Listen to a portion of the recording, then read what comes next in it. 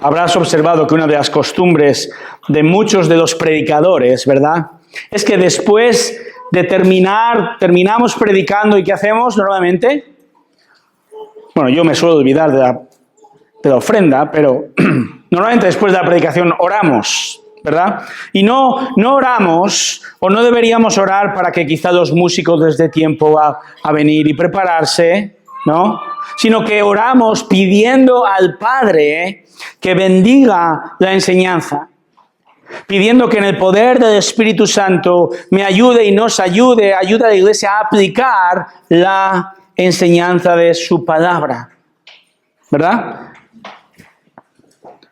Jesús es, sin lugar a dudas, el predicador por excelencia. Lo es porque es el hombre perfecto, porque es plenamente Dios y entonces sus enseñanzas son perfectas porque son las enseñanzas de Dios. Y como el perfecto predicador que es, su oración está perfectamente alineada en consonancia con la voluntad del Padre.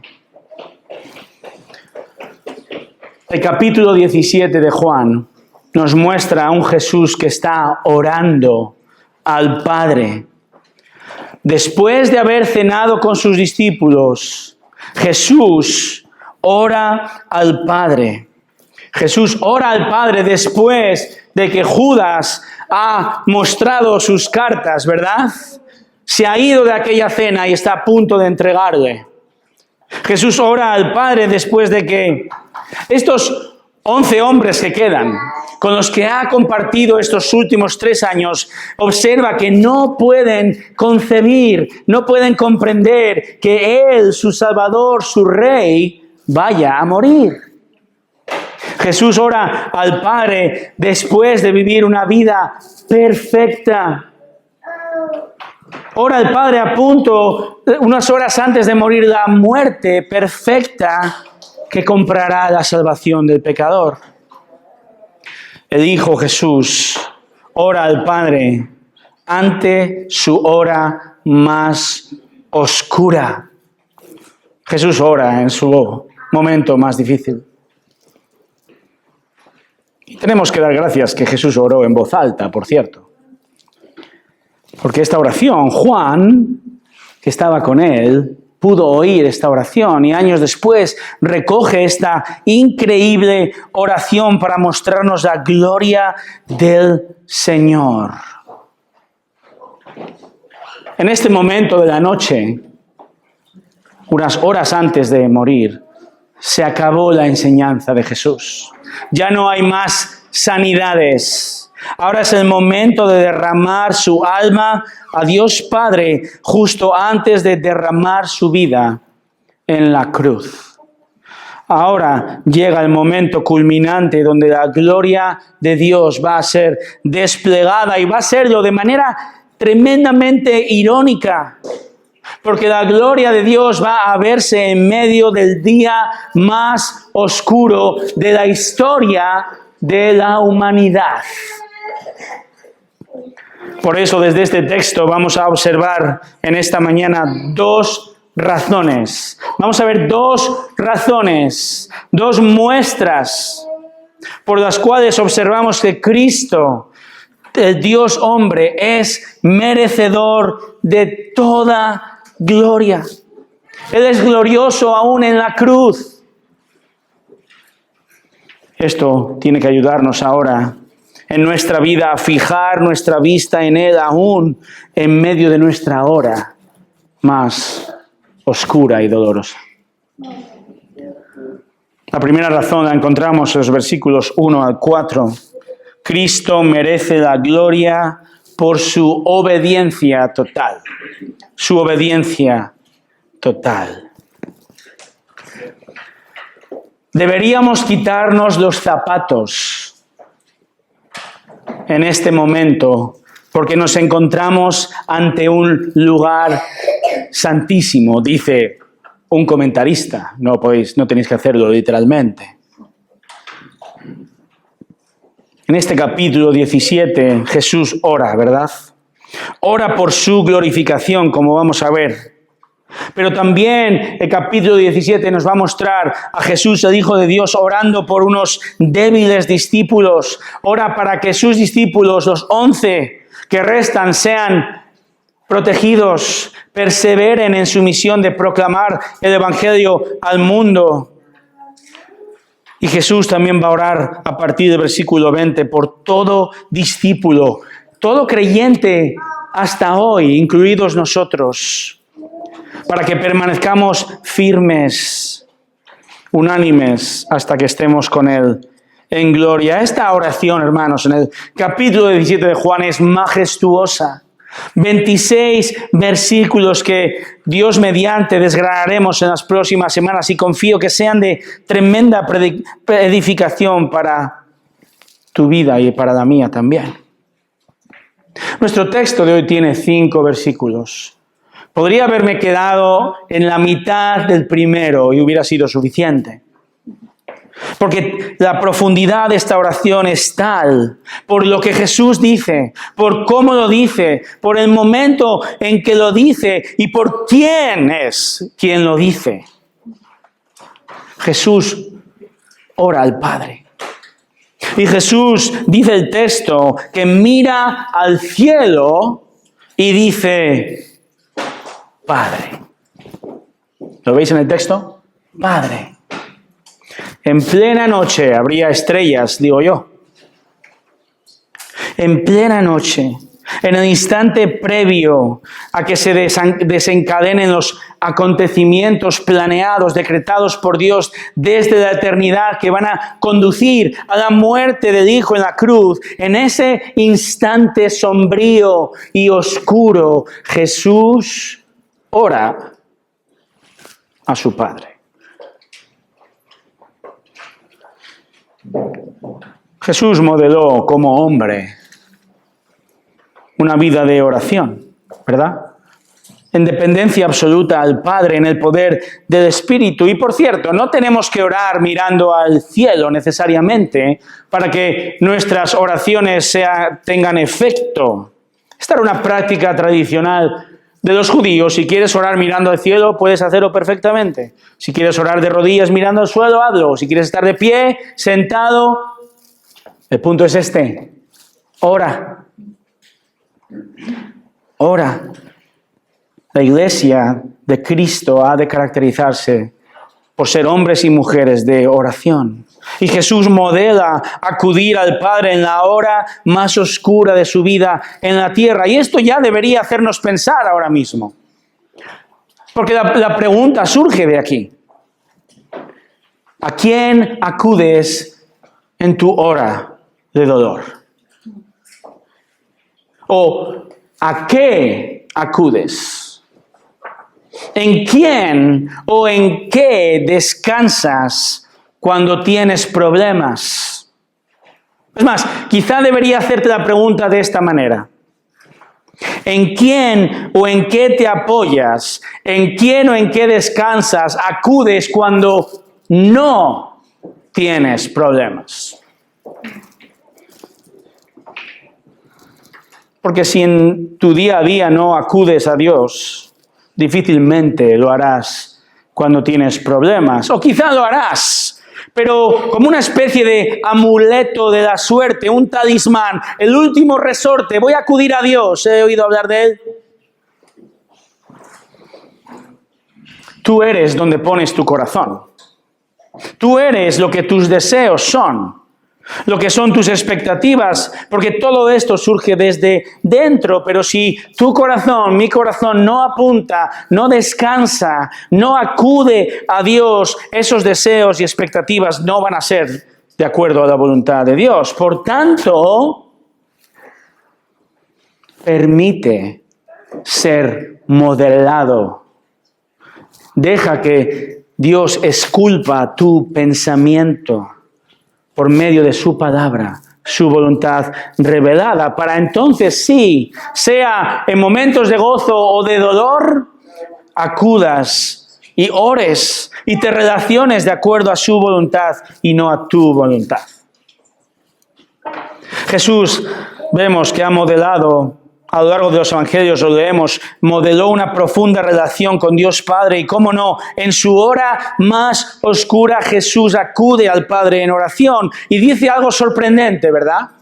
Padre, fíjate lo que dice, la hora ha llegado, glorifica a tu Hijo. No es la primera vez que Jesús habla de su hora para referirse al momento crítico de la cruz, a su muerte. Y ahora ya dice, ese momento ha llegado.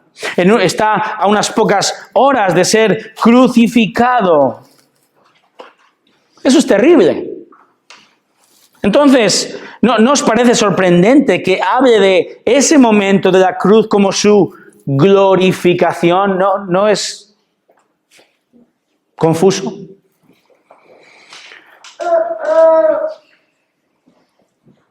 De nuevo, Jesús modeló una vida de oración, y si el Dios hombre dependió constantemente en oración, ¿qué hay de ti? ¿Qué hay de mí? ¿Qué hay de nosotros, iglesia? Que somos llamados a perseverar en oración, velando en ella, con acción de gracias, como dice Colosenses 4:2.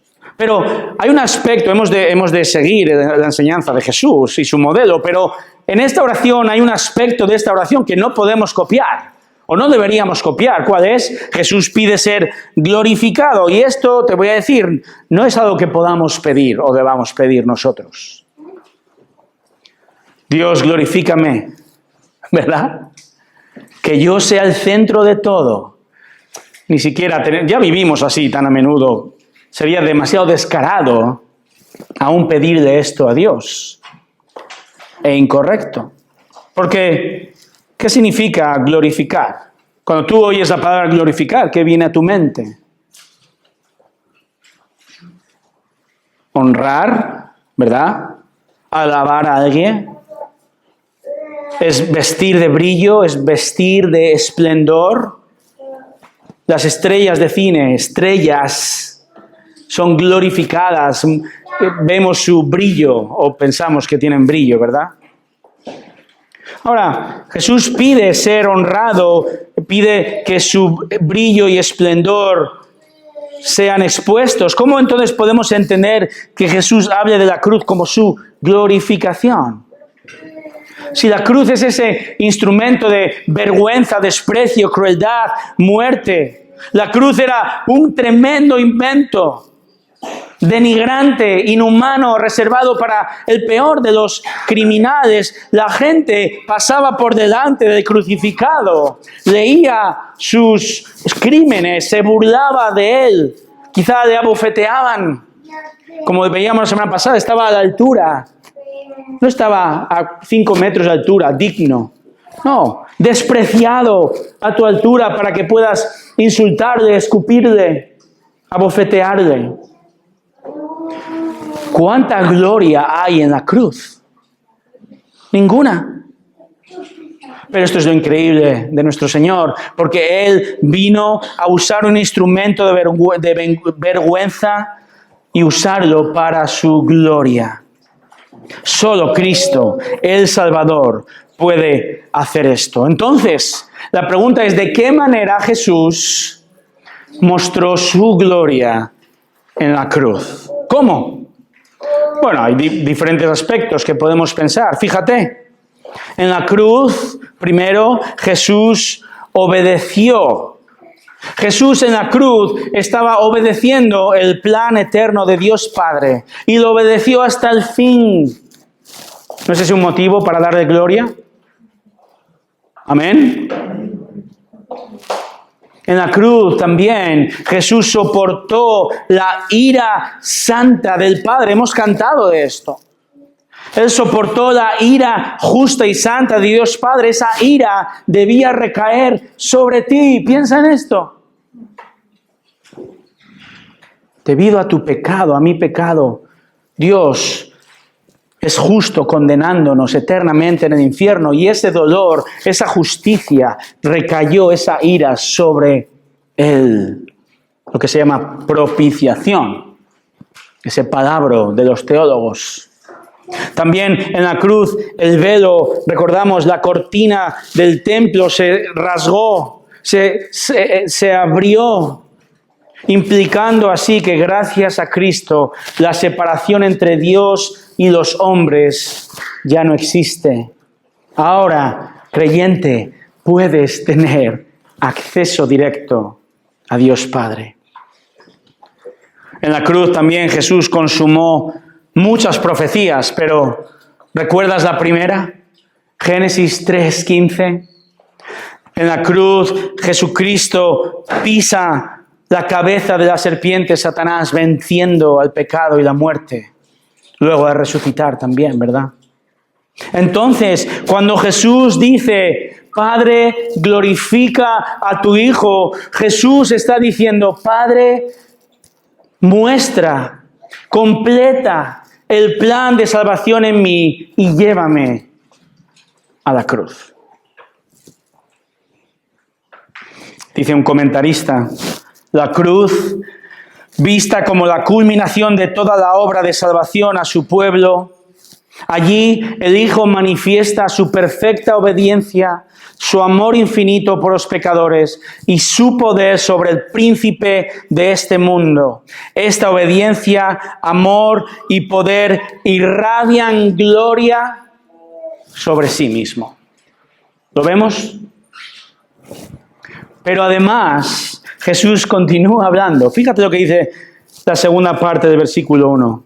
Glorifica a tu Hijo, y ahora dice, para que el Hijo te glorifique a ti, por cuanto le diste toda autoridad sobre todo ser humano, para que dé vida eterna a todos los que tú le has dado.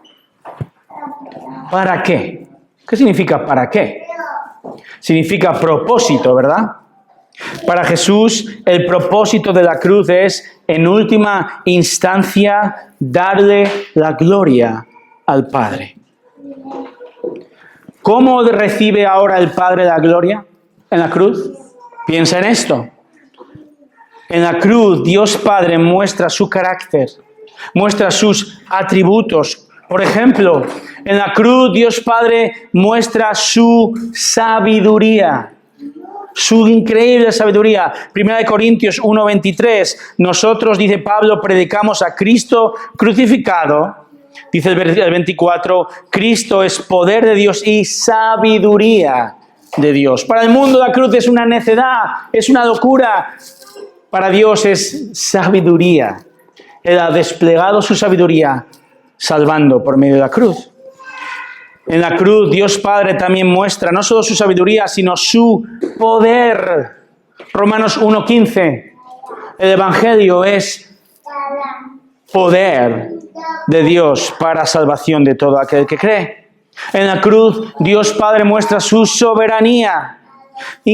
Es increíble, piensa en esto, Dios ha usado incluso el pecado del hombre desde el principio. Él ha movido los hilos, soberanamente los hilos de la historia, para que la historia desemboque en la cruz. Primera de Pedro 1:20 dice que Él, Cristo, estaba preparado desde antes de la fundación del mundo. Era un hecho. Dios es soberano en la cruz. También muestra la santidad de Dios. Dios es perfecto, ¿verdad? Él es apartado del pecado y Dios demanda perfección, demanda santidad. Al enviar al Hijo Santo y Perfecto a la cruz, Dios nos muestra la única solución al problema del pecado. ¿Cuál es? Que el Dios hombre, Jesucristo, el inocente y santo, muera por su pueblo culpable y pecador. 2 Corintios 5:21. Al que no conoció pecado, le hizo pecado por nosotros para que fuéramos hechos justicia de Dios en él. Por eso también la cruz muestra la justicia de Dios. Dios es el juez divino y, ¿sabes? Dios hubiera sido un juez injusto si simplemente hubiera dicho, ¿sabes qué? pasa, venga, pasa, te perdono. Sería injusto, porque iría en contra de sí mismo, iría en contra de su propia ley. Alguien tiene que pagar el precio de la desobediencia. Solo Cristo, 1 de Pedro 3:18, solo Cristo murió por los pecados una sola vez, el justo por los injustos para llevarnos a Dios. ¿Quieres más? En la cruz, Dios Padre muestra su amor, muestra su misericordia, muestra su gracia, porque Él ideó el plan de enviar a su único Hijo a morir, no por gente maja. Él no murió por gente buena, sino que muere por sus enemigos, que merecíamos ser condenados justamente. Romanos 5:8, Dios muestra su amor para con nosotros en que siendo nosotros aún pecadores, Cristo murió por nosotros. Por tanto, Jesús fue glorificado en la cruz por su obediencia. Y el Padre fue glorificado en la cruz por su amoroso plan desplegado. Así que cuando Jesús ahora pide ser glorificado, lo pide para en última instancia glorificar,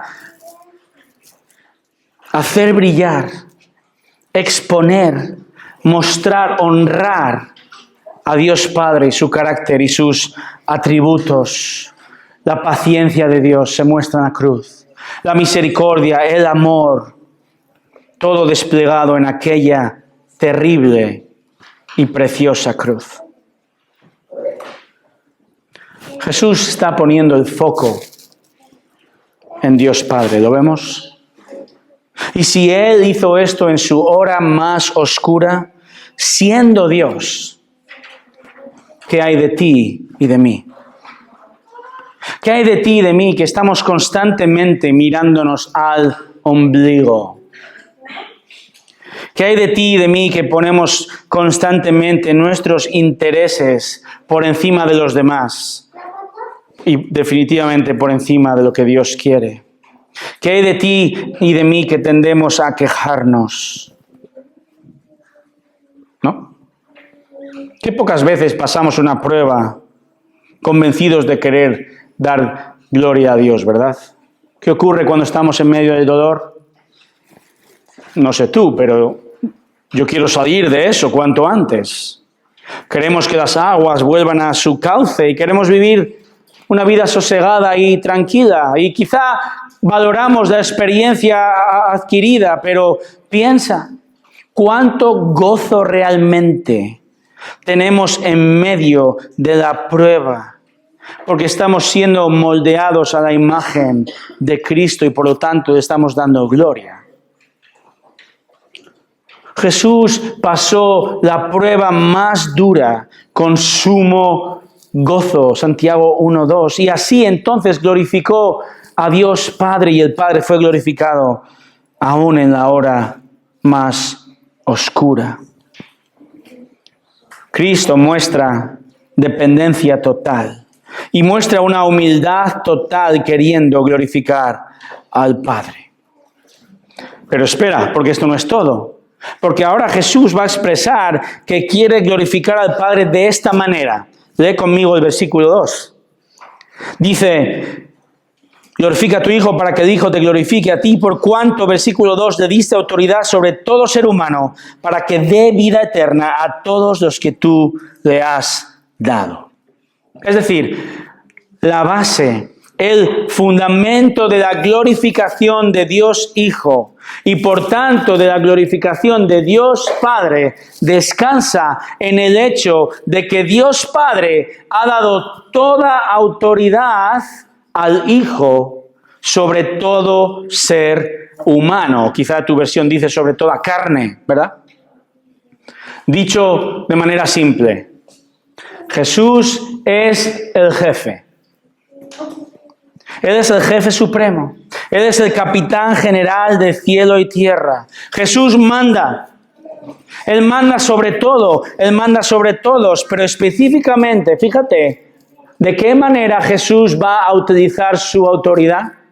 ¿Cómo va a usar su autoridad? Lo dice el texto. Para propósito, para que dé vida eterna a todos los que tú, Padre, le has dado. Es increíble. Jesús podría haber ejercido su autoridad de infinitas maneras, pero la puso en acción en esta tierra para salvar. ¿Te das cuenta? Jesús pone en acción su autoridad y su poder para dar vida eterna a todos aquellos que el Padre le da.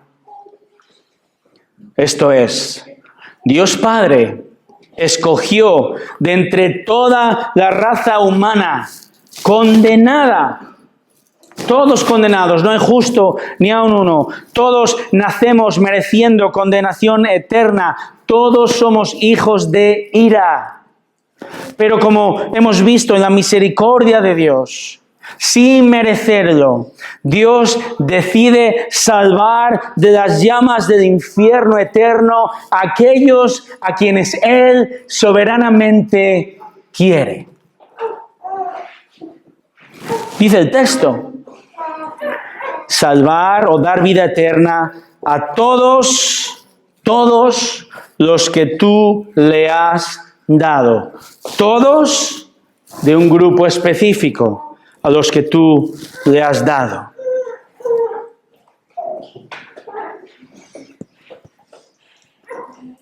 ¿Recordáis en Juan 10:29? Jesús habla del buen pastor. Y efectivamente dice lo mismo que aquí, pero ahora hablando de ovejas. Dios el Padre me ha dado estas ovejas. Entonces Dios Padre da estas ovejas al Hijo, y el Hijo paga el precio de su salvación. El énfasis en este texto en Juan 17 no es el mismo que, por ejemplo, en Juan 3:16, que todos conocemos. Juan 3:16 dice que todo aquel que cree tiene vida eterna. Amén. Esto es cierto, madre mía, tremendo versículo. Pero esta es la perspectiva nuestra. Tú y yo creemos, ¿verdad? ¿Crees? Tú y yo creemos. Dios te ordena, Dios te manda que creas en Jesucristo. Dios te pide que te arrepientas. Tú eres responsable de esto. Y al mismo tiempo, entre bambalinas se dice, ¿verdad? Tras el telón, entendemos por versículos como este, que al mismo tiempo Dios Padre ha escogido un pueblo para sí, un rebaño, y se lo ha dado al Hijo. Y el Hijo ha pagado el precio del perdón de este rebaño. Ha regalado vida eterna, dándole toda la gloria así al Padre. En otras palabras, el regalo del Padre al Hijo fue pagado por el Hijo con su propia vida. En otras palabras, todo el que cree en Él es porque Él, Dios Espíritu, Juan capítulo 3, recordamos allá, porque Él te regala el arrepentimiento, te regala un nuevo corazón que cree. Cristo tiene esta autoridad y la usa gloriosamente porque Él es glorioso en todo lo que hace y así glorifica al Padre. Hermanos, creo firmemente en la doctrina bíblica de la elección divina. Firmemente, la Biblia es clara. Por un lado, Dios demanda de ti que te arrepientas. Por un lado, tú eres responsable, somos responsables de creer y arrepentirnos. Y te llama a ello, y te llamo a que te arrepientas, a que en este instante creas en Jesucristo, que te arrepientas de tu pecado, que obedezcas el llamado de Dios y creas. Por otro lado, Dios ha demostrado que todo aquel que cree en Él es porque Él ha obrado desde la eternidad. Por amor, Él ha escogido, ha otorgado a esos que ha escogido la salvación. Esta es la tensión, ¿verdad? La responsabilidad humana y la soberanía de Dios.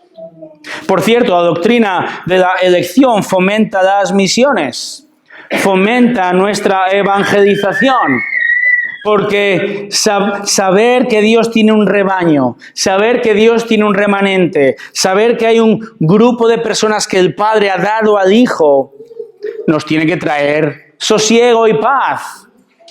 Y ahora nuestra tarea es la de proclamar el Evangelio, ese instrumento, ese mensaje ideado por Dios, esa sabiduría que Él y solo Él usa para salvar a su pueblo escogido. Nosotros no sabemos quién es el pueblo escogido, ¿verdad? Nadie aquí que yo pueda observar tiene pegatinas en la frente que ponga "yo soy escogido", ¿verdad? No lo tenemos en nuestro documento de identidad, ni en nuestro pasaporte, sino que llamamos a todo hombre a que se arrepienta. Entonces creo firmemente en la doctrina de la elección soberana, es bíblica. Creo también que el Hijo murió de manera particular por aquellos a quien el Padre le dio. Amén. Amén. Puedes leerlo en nuestra declaración doctrinal. Ahora bien, no nos quedemos aquí. Juan no está escribiendo un tratado teológico para que nos peleemos entre calvinistas y arminianos. Y si no sabes lo que es, no te preocupes. No, Juan escribe para que admiremos la sabiduría, el carácter, la inmensidad y el increíble amor de esta obra de Dios. Escribe para que te maravilles de la obediencia total del Hijo Jesús, el Dios hombre, y le adores. Juan escribe para que le des gloria por su obra en la cruz. Amén. Porque tú eras su enemigo. Porque tú estabas condenado. Porque ibas derechito al infierno, porque no querías saber nada de Dios, pero Él en Cristo te regala salvación, si crees en Él. Descansa sobre esta verdad que Dios cargó sobre sus hombros. Él cargó con esta verdad, no tú. Descansa sobre la realidad de que la salvación es enteramente la obra de Dios, de que no la puedes perder porque tú nunca te la has ganado. Descansa y duerme confiado porque Jesús pagó toda tu deuda. Y ahora aplica esta verdad. Cuando lleguen los problemas, cuando llegue tu noche oscura, cuando llegue la tribulación, aplica esta verdad. Recuerda que no hay dolor, que no hay problema, que no hay poder, que no hay nada hoy ni mañana que te arrebate el mayor regalo que has recibido, la vida eterna. Vida que el Hijo compró en aquella terrible y gloriosa cruz. La vida eterna, por cierto, viene definida. Versículo 3, fíjate. Y esta es la vida eterna, que te conozcan a ti, el único Dios verdadero, y a Jesucristo a quien has enviado. Yo te glorifiqué en la tierra, habiendo terminado la obra que me diste que hiciera. Si yo te pregunto, ¿qué es la vida eterna? Probablemente me dirás, es vivir para siempre en el cielo, ¿verdad? Y no te falta razón. La vida eterna incluye una eternidad en el nuevo cielo y en la nueva tierra con Dios, pero eso no es todo. Lo que Jesús dice es que el regalo de la vida eterna, la gloria de lo cumplido en la cruz, se basa en una relación. Y como toda relación, si tú quieres tener una relación con una persona, vas a cultivarla. Eso significa que vas a querer conocer a esa persona, ¿verdad? Espero. No sé cuántos amigos tienes, no sé cuál es la profundidad en la relación con estas personas, pero algo es claro, una relación crece conforme uno va conociendo más al otro y con todo, ¿verdad? Decidimos continuar con esas relaciones. A menudo comienzas a conocer a una persona y dices, hasta aquí, no vamos a continuar con esto. Pero una relación duradera implica conocer a la otra persona. Si estás casado, un matrimonio implica que yo voy a amar a mi esposa conforme la voy conociendo más, ¿verdad? Y voy descubriendo tantísimas cosas buenas que mi esposa tiene y quizá una que no tan buena. Pero por el hecho de que un día, en el día de nuestra boda, hicimos un pacto, me comprometo a crecer en esa relación, ¿verdad? Espero, maridos, esposas. Pues bien, la vida eterna que Cristo consiguió por ti y por mí se basa en la capacidad que Él nos regala de, ahora sí, relacionarnos con Dios. Esto no era posible desde la caída. Adán y Eva fueron creados con la capacidad de relacionarse con Dios. Eso terminó con la caída. Sin Cristo no habría acceso a Dios. Sin Cristo seríamos fulminados por la gloria de Dios, pero ahora, en Cristo, ahora tú puedes tener una relación con el Dios Trino. Ahora tú puedes tener vida eterna.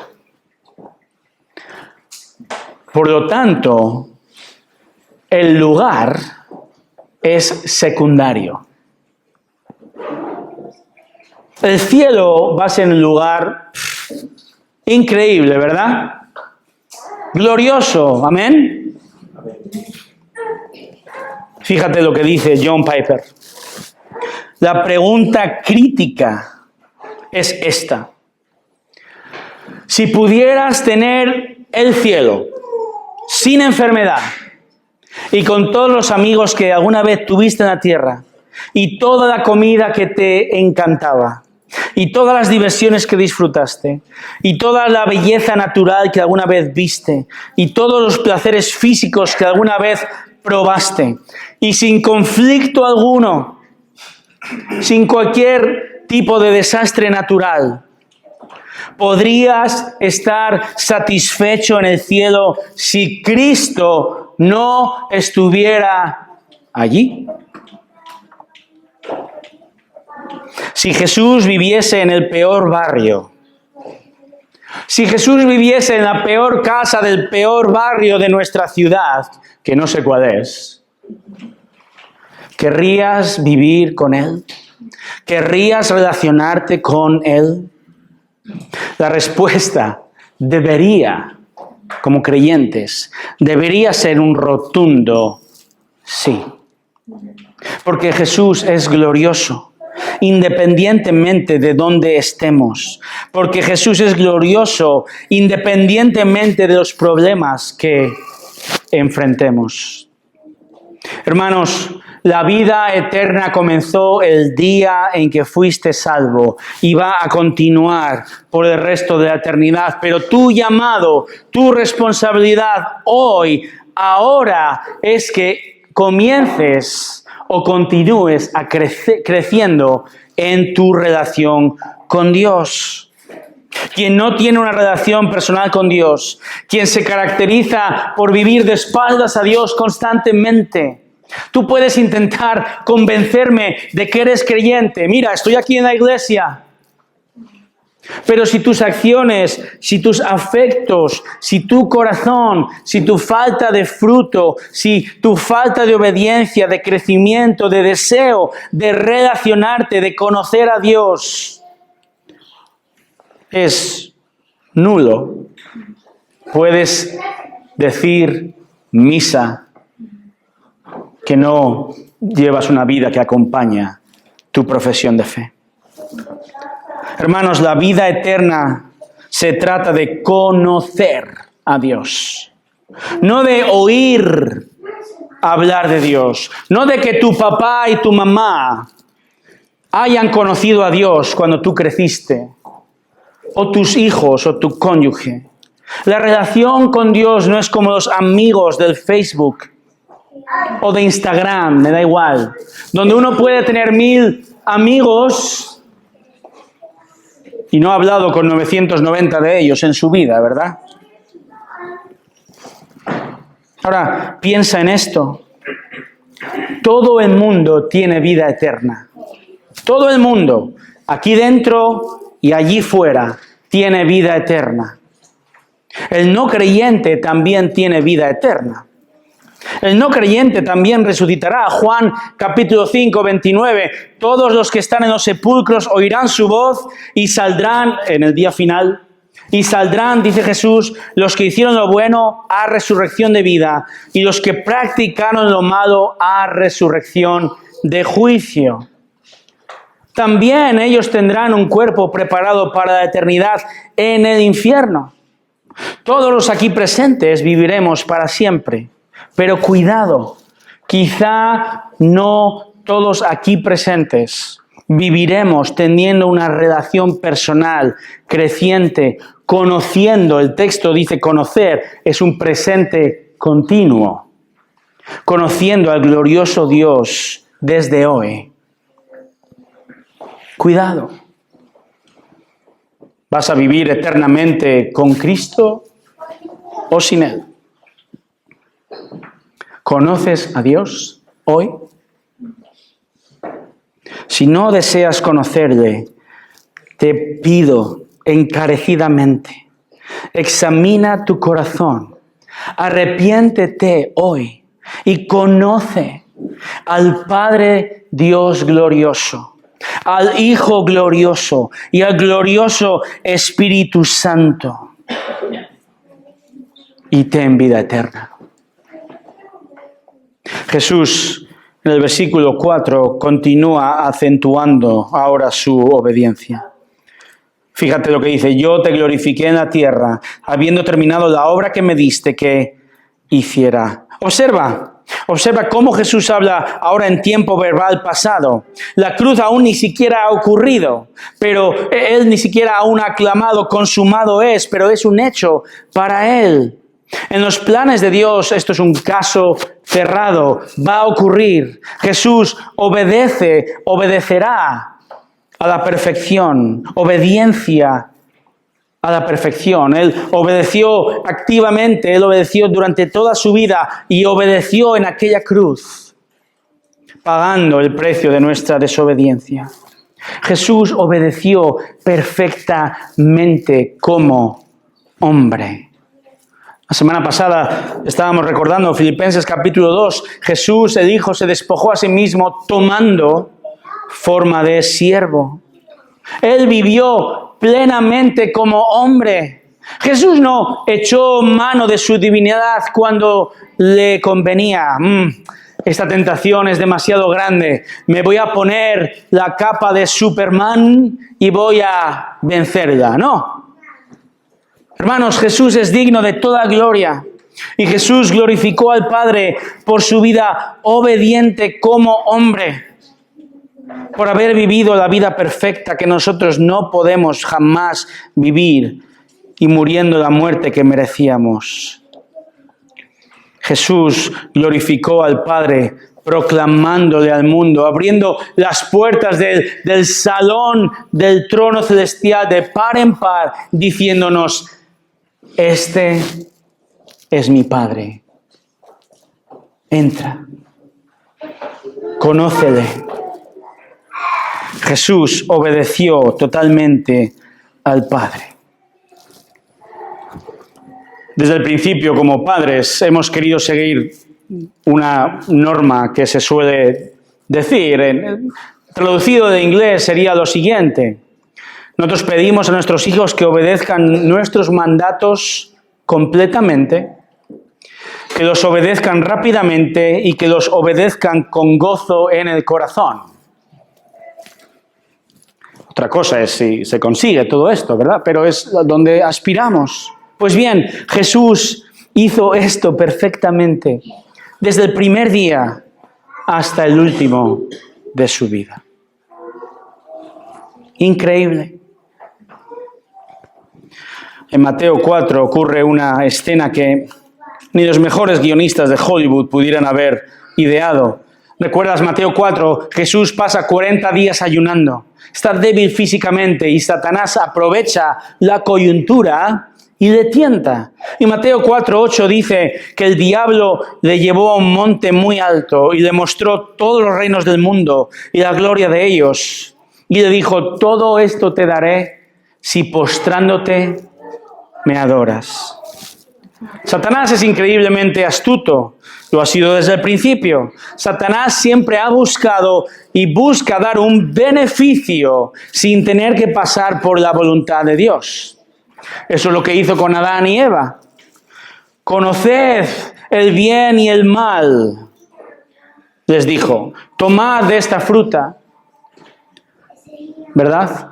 Él quiso ofrecerles algo que Dios había ofrecido, pero sin obedecer a Dios, sin relacionarse con Dios. Y en Mateo, Satanás ofrece los reinos del mundo a Jesús, le ofrece autoridad total sobre el mundo, pero ¿cómo? Dice adorándole, es decir, sin pasar por la cruz.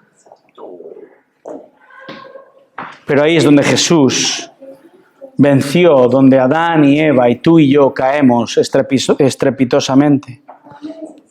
Jesús obedeció perfectamente donde nosotros caemos constantemente. Y hay un momento donde caemos fácilmente y es en la prueba, en el dolor. Queremos pasar por la solución, queremos llegar a la solución en medio de la prueba sin pasar por el dolor que causa crecimiento. Pero gracias a que Cristo pasó perfectamente, ahora podemos acudir a Él en medio de nuestra hora más oscura y resistir gracias a Él y depender de Él y descansar en Él y crecer como Él a su imagen. Porque Él, el glorioso Jesús, obedeció totalmente toda su vida y fue glorificado en la cruz, tomando nuestro lugar, tanto en vida como en muerte. Por tanto, no temas, no te angusties, dale gloria confiando en Él. Y si aún te queda alguna duda, esta es la segunda razón por la cual Cristo es merecedor de toda gloria. Cristo merece la gloria por su exaltación total. Versículo 5. Y ahora, glorifícame tú, Padre, junto a ti con la gloria que tenía contigo antes que el mundo existiera. Jesús continúa orando y dice, Padre, yo he cumplido con mi parte del trato, ahora cumple con tu parte. ¿Cómo lo pide? Glorifícame tú, Padre, junto a ti, con la gloria que tenía contigo antes que el mundo existiera. Esta frase implica que hemos de cavar un poquito más hondo en el tema de la gloria de Cristo. Acabamos de ver que la cruz es al mismo tiempo un instrumento cruel, pero también la glorificación de Dios. Pero ahora el énfasis se encuentra en que Jesús ya es Dios antes incluso de la existencia del mundo. ¿Recuerdas cómo comienza Juan? ¿Cómo comienza Juan 1:1? En el principio existía el Verbo, y el Verbo estaba con Dios, y el Verbo era, tiempo pasado imperfecto, es decir, continuamente era Dios.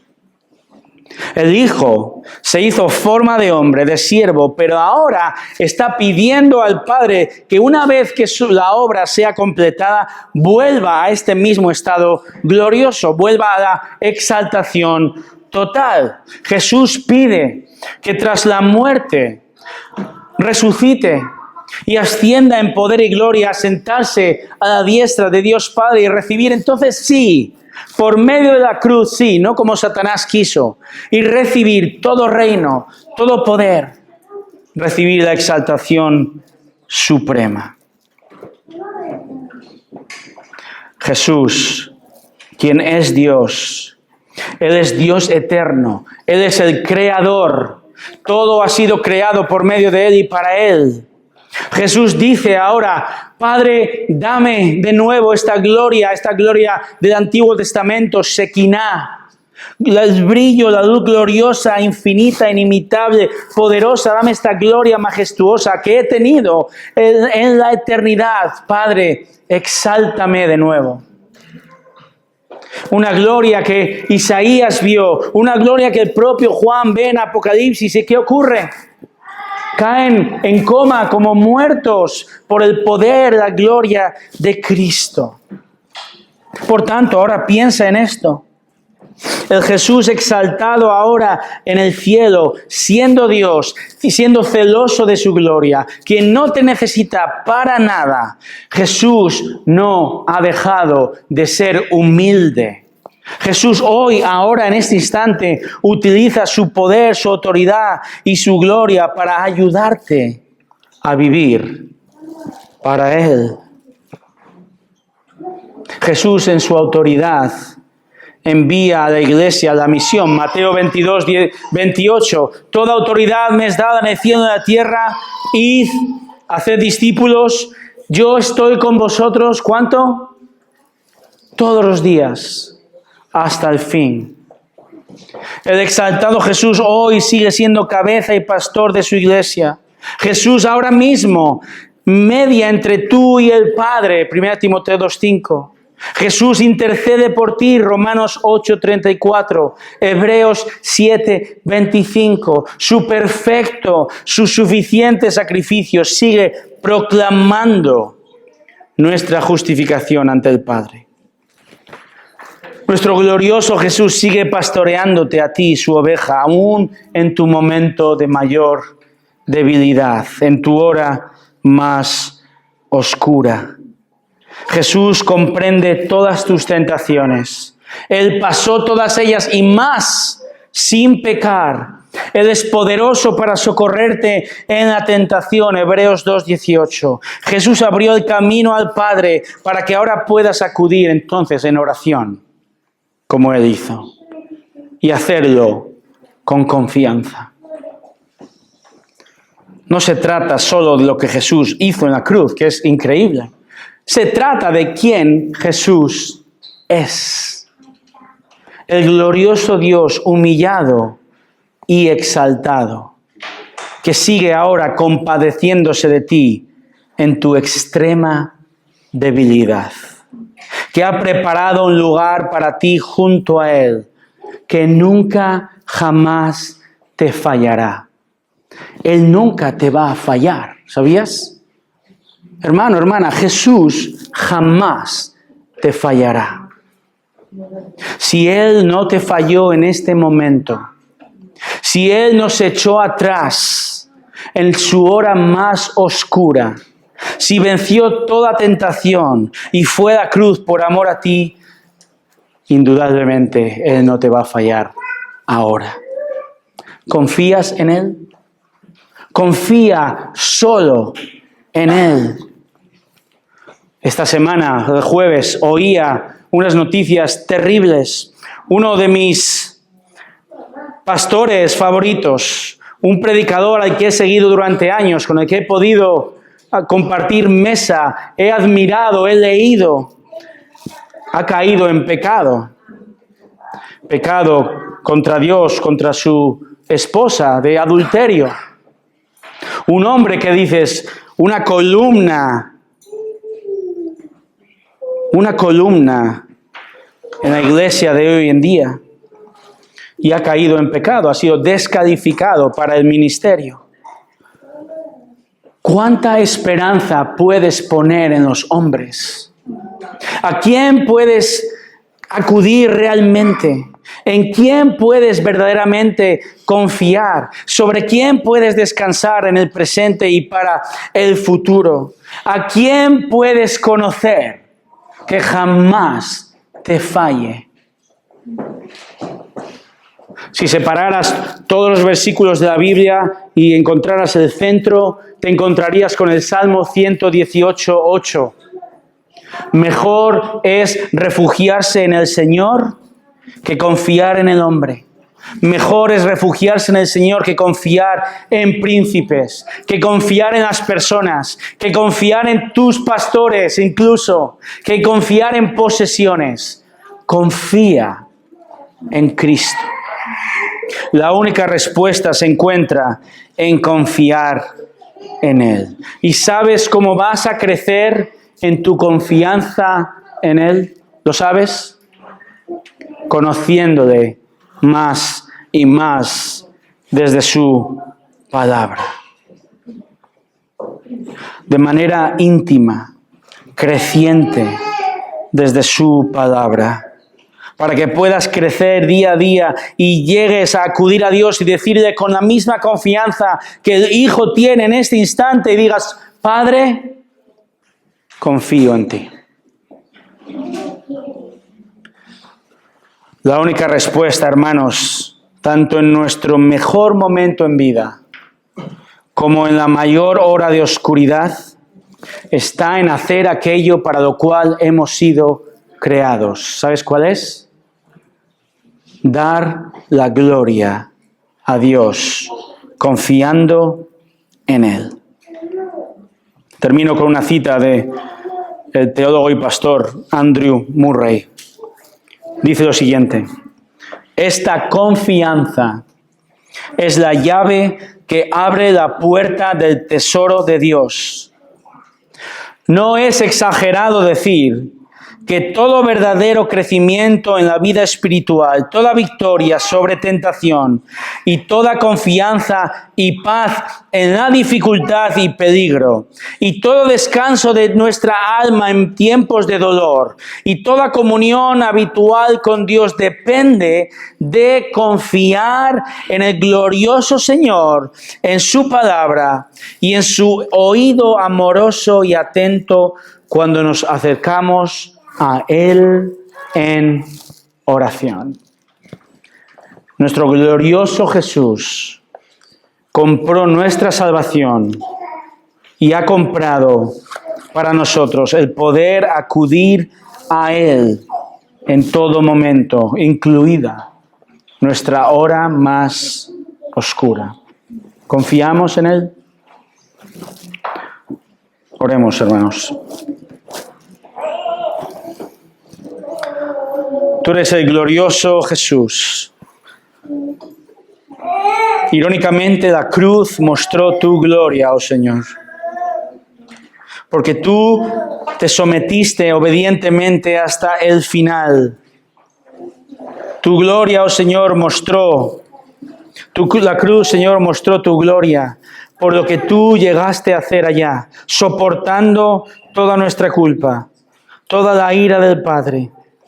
Oh Padre, la cruz ha mostrado tu increíble plan amoroso, misericordioso.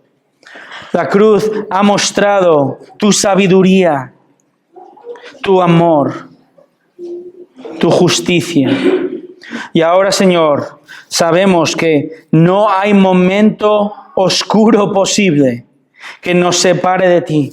Sabemos, tenemos y queremos llegar a la certeza de que tú nunca nos vas a fallar y que podemos acudir a ti, glorioso Salvador, en todo momento.